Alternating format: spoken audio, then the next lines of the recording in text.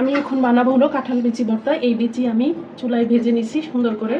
এখন আমি এটা পেঁয়াজ, রসুন এবং শুকনো মরিচ দিয়ে ভর্তা করব। এই মরিচটাও ভেজে নিছি, কিন্তু পেঁয়াজ রসুনটা কাঁচা।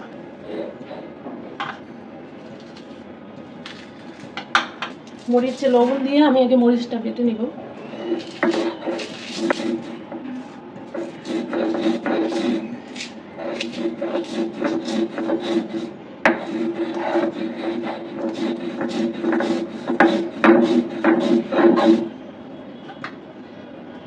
তারপর আমি রসুনটা বাটবো, পেঁয়াজটা আমি পরে বাটবো।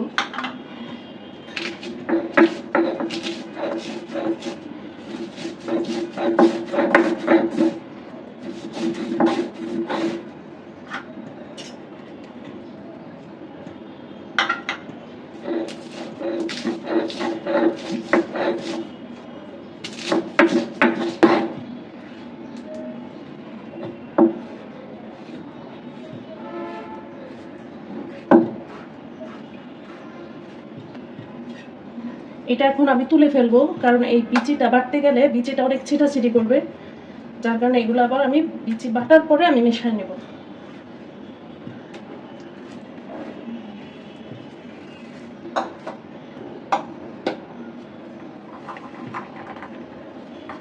যে দেখেন বিচির মধ্যে ইয়া দিলে এগুলা চতুর্দিকে দৌড়াদৌড়ি করবে।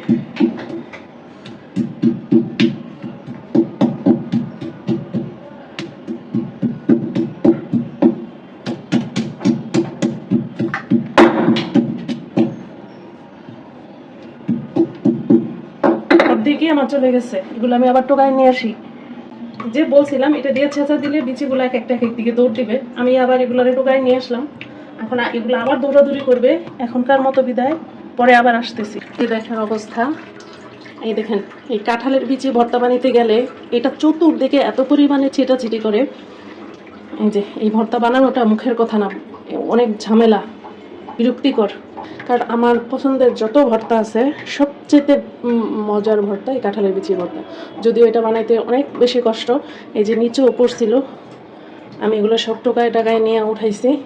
আর আগেই জানি যে এভাবে চতুর্দিকে ছিটাছিটি করবে। পুরো পাকঘর আমি সাবান পাউডার দিয়ে ক্লিন করে তারপর এখানে আমি আসছি ভর্তা বানাইতে। এই যে এখানে দেখতেছেন এগুলো পড়ছে, এগুলো সব আমি সুন্দর করে উঠাই নিতে পারবো, এত সুন্দর করে ঘর ক্লিন করা হয়েছে এই ভর্তার জন্য। এই যে আমি যে আগে পেঁয়াজ, মরিচ, রসুন বেটে নিয়েছিলাম সেগুলোর সাথে এখন আমি বিচিটা মাখাই নিলাম। এখন বিচিটা আমি হালকা করে একটা বাটা দিব। এটা একদম মিক্ষিন করা যাবে না, আস্তে আস্তেই থাকবে, হালকা একটু বাটা দিব। যারা এই ভর্তা খেয়ে অভ্যস্ত তাদের তো মুখে পানি চলে আসবে আল্লাহ। আর যারা এখনো খায় নাই তারা বলবে এটা আবার কি ভর্তা, এত ঝামেলা করে এটা বানানোর কি দরকার। কিন্তু যে খাইছে, যে জানে, যার যে এটা খাইয়ে অভ্যস্ত, তার মুখে এই মুহূর্তে পানি চলে আসবে। তো পানি আসলে আমি দেই না, কিছুদিন পরে বাজারে কাঁঠাল চলে আসবে, তখন সবাই খেতে পারবেন।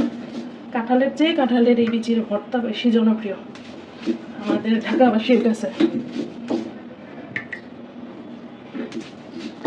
হয়ে গেল, এটা একদম মিক্ষিন করবো না, এটা এইভাবেই বানায়। আর যারা মিক্ষিন করে বানায় তারা কেন মিক্ষিন করে আমি জানি না। অনেকে শুটকি দিয়ে খায়, এটা সেটা কত কিছু দিয়ে ভর্তা বানায়। সব কিছু বাদ দিয়ে আমি বলবো এইভাবে একদিন ভর্তা বানাই খেয়ে দেখবেন, যারা কখনো খান নাই। জীবনে ভুলতে পারবেন না এই ভর্তার স্বাদ, জীবনে ভোলা যাবে না। যেরকম আস্তে আস্তে থাকবে, এটাকে মিক্ষিন করা যাবে না।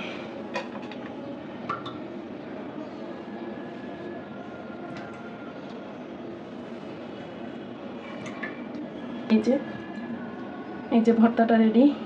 এত সুন্দর ঘ্রাণ আসতেছে, মানে এই ঘ্রাণেই পাগল হয়ে যাওয়ার মতো অবস্থা। এই যে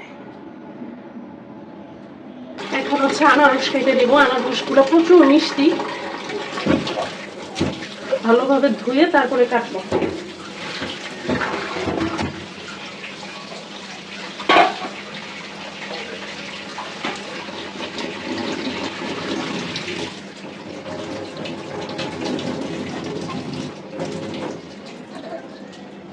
এই যে আনারসগুলো প্রচুর মিষ্টি, খেয়ে আনা হয়েছে, একটা আনারস খেয়ে তারপর আনা হয়েছে। এগুলো এখন আমি কাটবো। ওকে, আমি অনেক ভালো করে ধুয়ে নিছি, কারণ পরে আর আমি ধুবো না।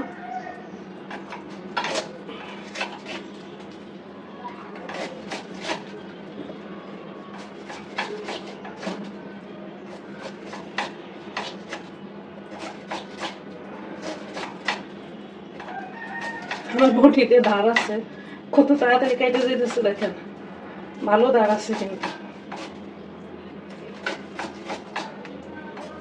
আর আমি একটু দ্রুত কাটতেও পারি।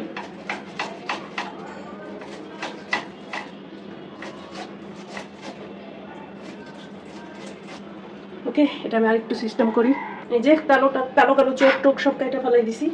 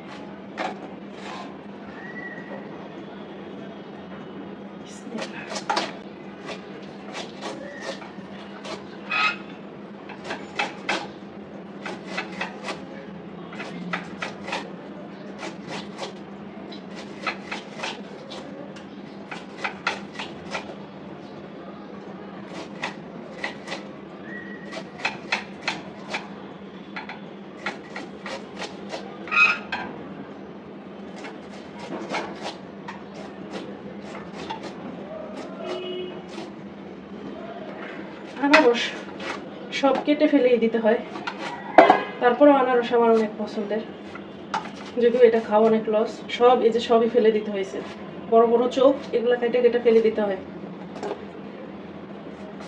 হালকা করে ছেলাইলে চোখগুলো থেকে যায়।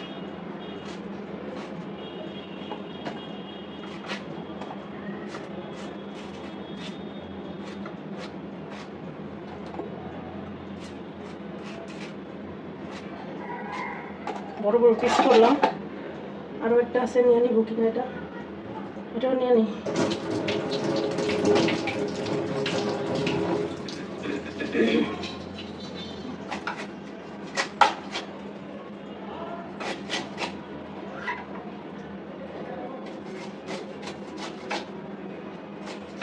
ইচ্ছে করতেছে ছোকলাগুলি দিয়ে জুস বানাই ফেলি, এত পরিমাণ রস নিচে পড়ে যেতেছে।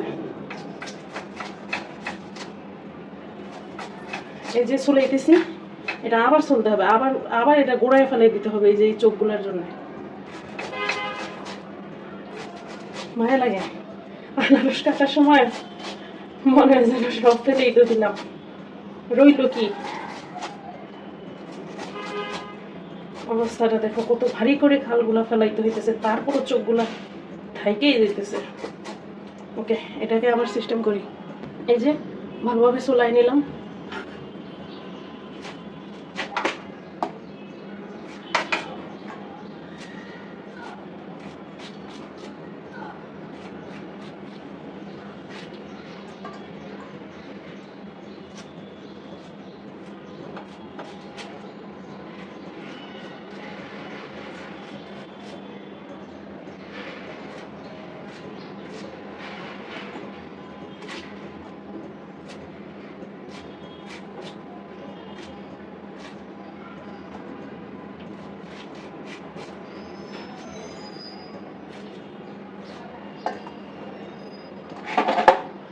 এই যে এতটুকু হইল, দাঁড়ান দেখাইতেছি ছোকলার পরিমাণ কতগুলা। এই দেখেন আনারস কতটুক আর ছোকলা কতটুক। আসলে আনারস কাটতে গেলে না আমার মায়া লাগে, কতগুলো ছোকলা এবং প্রচুর রস। এই নিচে না আনারস কাটার সময় খালি টপ টপ করে রস পড়তেছিল, যেহেতু প্রচুর পাকা এবং বড় বড় আনারসগুলা। এই দেখেন, মনে হচ্ছে এগুলো খাওয়া যাবে, আর এগুলো ফেলতে আমার এত মায়া লাগে, মনে হয় জুস করে খেয়ে ফেলি। এই যে আনারসের চোখলা, আর এই যে আনারস। দেখেন আনারসের রংটা একদম কমলা রং, হ্যাঁ কমলা রঙের আনারস, খুবই পাকা। এই যে এখন এটা কাঁচামরিচ দিয়ে লবণ দিয়ে মাখাবো, কাঁচামরিচ আর লবণ দিয়ে মাখাবো। কাঁচামরিচ কুচি কুচি করে দিয়ে রাখছি, পুরোটা মাখাবো না, কাঁচামরিচ দিয়ে সম্পূর্ণটাই থাকবে, অর্ধেক লবণ দিয়ে মাখাবো আর অর্ধেক যখন খাবো তখন মাখাবো, সবগুলো খাওয়া হবে না। এখানে বড় বড় 3টা আনারস। আর এই যে কালারটা যে দেখতেছেন না, কালারটা কিন্তু এরকমই একদম কমলা রং। আমার মনে হয় আনারসগুলো একদম গাছ পাকা, মানে বাতি হয়েছে ভালোভাবে। যে এত সুন্দর গ্রান আসতেছে, আমি কি বলবো। কাঁচামরিচ আর আনারস দুইটা মিলে এত সুন্দর ফ্লেভার। যে ওকে, আল্লাহ হাফেজ।